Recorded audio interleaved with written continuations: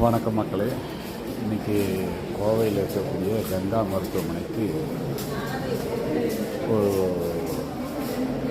Blood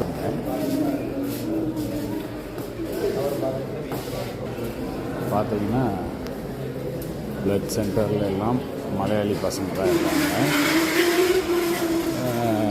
sweeper, toilet cleaning, tea கொடுக்கறது, இந்த மாதிரி வேலைகள் எல்லாம் north Indians, Assamese, Bengalis, Biharis, இந்த மாதிரி. இதில் இந்த சின்ன சின்ன வேலைகளுக்கெல்லாம் தமிழர்கள் எங்கே போனாங்கன்னே தெரியலை.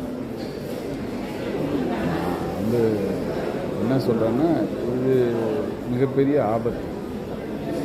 வேலைக்கு தமிழர்கள் தயாராக இல்லாதனால தானே இந்த மாதிரி நடக்குது. யோசிச்சு பாருங்கள் மக்களே. வருங்காலத்தில் நம்ம நாட்டில் நமக்கு வேலை இல்லாமல் போகிறதுக்கு நாம் தான் காரணம். நம்ம இளைய தலைமுறை அதை யோசித்து பார்க்கணும்.